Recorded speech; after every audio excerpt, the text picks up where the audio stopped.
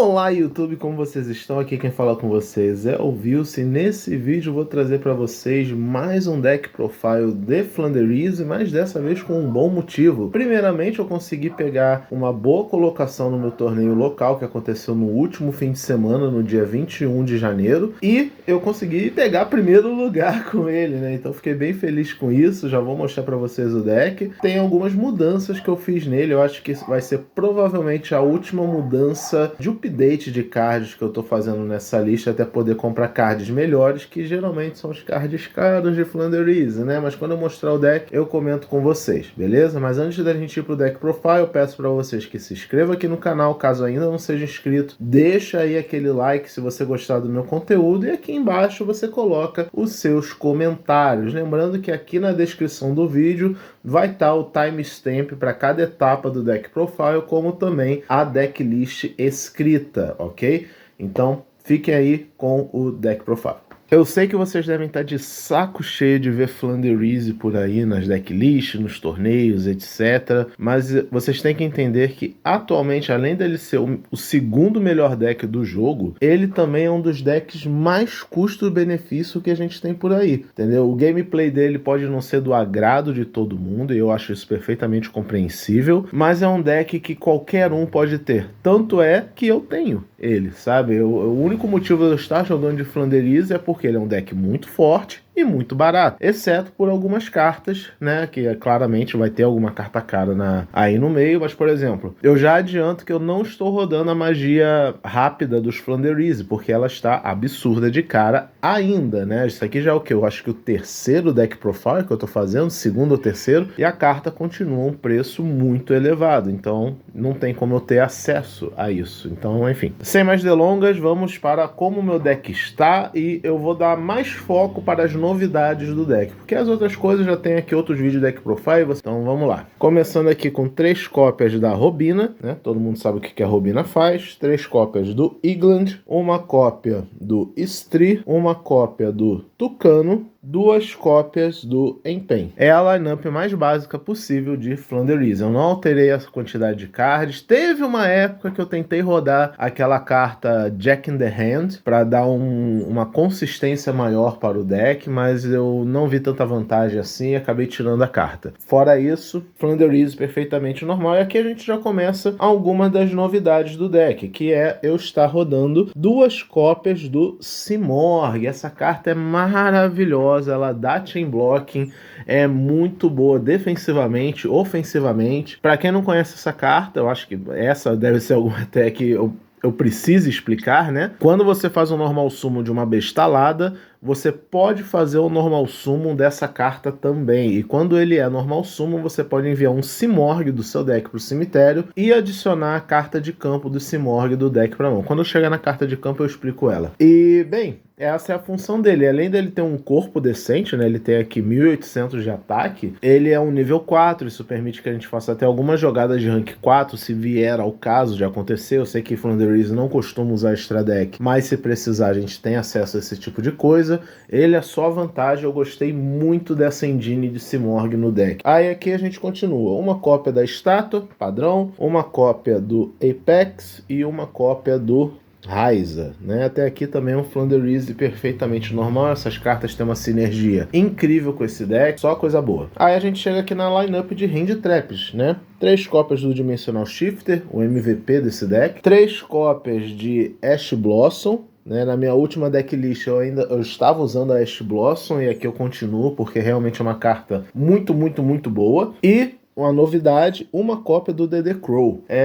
Cara, DD Crow ser buscável nesse deck é algo incrível. Então ele é quase como se fosse um quarto Dimensional Shifter. Teve várias partidas lá no torneio que o DD Crow fez uma diferença, principalmente na partida que eu tive com o Rogério, um amigo meu lá de Caxias, que tava de Dino. Aí teve um momento que eu consegui dar uma paradinha no turno dele só porque eu dei DD Crow no Miscellaneosaurus que estava no Grave. Foi muito, muito legal. E aqui agora a gente vai para a parte das mágicas. Deixa eu tirar os monstros aqui do caminho. 3 cópias do campo do Flanderize e uma cópia da carta de campo dos Simorgues. Essa carta é muito legal, é como se realmente fosse uma quarta cópia aqui do campo dos Flanderize. Para quem não conhece o que essa carta faz, ela tem basicamente 3 efeitos. O primeiro dele é que todo monstro bestalado no campo ganha 300 de ataque e defesa. O segundo efeito é que eu posso revelar um bestalada de nível alto na minha mão e ele pode ser invocado esse turno com um tributo a menos, o que facilita bastante algumas jogadas. E, por último, não menos importante, eu posso, assim que esse efeito resolver, fazer um normal summon adicional de um bestalada na minha mão se eu controlar um bestalada no campo. Então, mais normal summon adicional para um deck que já é sobre normal summon adicional, não é mesmo? Uma Terraform básica, né, para a gente ter mais cópias dos nossos campos. A nossa engine de draw. 3 potes da Extravagância, sim, ainda não é o Prosperidade. 3 cópias da Duality. Uma cópia da Unexplored Winds. Essa carta também é insana. Eu acho que é uma das cartas mais roubadas de Yu-Gi-Oh! Que eu já vi na minha vida. Eu estou usando uma cópia de Gold Sarcófagos. Ele é praticamente uma quinta cópia do campo dos Flanderizes, né? Se eu por acaso não abrir com o campo, eu tenho a opção de manter a vantagem de Chain Blocking, que Flanderize é famoso por fazer, por banir qualquer Flanderize do meu deck e fazer a jogada de Flanderize, uma cópia de Khalid e, para fechar as spells, 3 cópias de Livro da Lua. É incrível como o Livro da Lua é foda nesse deck. E para fechar, apenas 2 traps, 2 cópias da Dreaming Town. E, cara, usar 2 cópias de Dreaming Town é muito bom. Isso faz com que meu deck tenha 41 cartas, se é que vocês contaram aí as quantidades. E eu fiquei bem com isso. Ok, eu gosto de rodar 41 cartas e, cara, usar 2 Dreaming Town é de uma vantagem que vocês não têm ideia. Se por acaso o oponente conseguir dar um jeito de lidar com a Dreaming Town, você tem a segurança de ter outra. E, estatisticamente falando, ela tem uma chance maior de vir na sua mão, então você pode usar o efeito de busca do Empenho para buscar a Unexplored Winds, então gerar mais vantagem ainda. Só coisa boa ter essa lineup aqui de cartas. E a diferença na minha outra decklist que tem aqui no canal é que eu também estava rodando Solemn Judgment no main deck, só que como eu coloquei mais cartas de consistência e defesa, mais efetivas tanto o turno 1 quanto o turno 2, acabou que fiquei com menos traps no deck, mas em compensação o deck ficou bem mais seguro de jogar, principalmente no turno 1. Agora vamos para o extra deck, que eu não vou me prolongar muito. Eu uso aqui uma cópia dos Chimera Techs, na minha local tem muito jogador de Cyber Dragon, então eu acabo rodando essas cartas aqui caso eu encontre com eles. Como eu tenho Ash Blossom no deck, dá pra fazer esse synchro aqui. Aí aqui eu tenho alguns rank 4 muito bons, como Dueler, Babusca, o combinho de Utopia, caso eu precise de um ataque alto, e alguns links genéricos. Link Caribou, Link Spider, Barricade Blocker, a Wind, a Fênix, o Rompe Código Espadachim, que nesse torneio fez uma baita diferença. Eu tomei uma busca de um amigo meu, fazer o espadachim me ajudou a desbricar o campo. Uma cópia do Unicórnio e uma cópia do Borrel Load Dragon, né?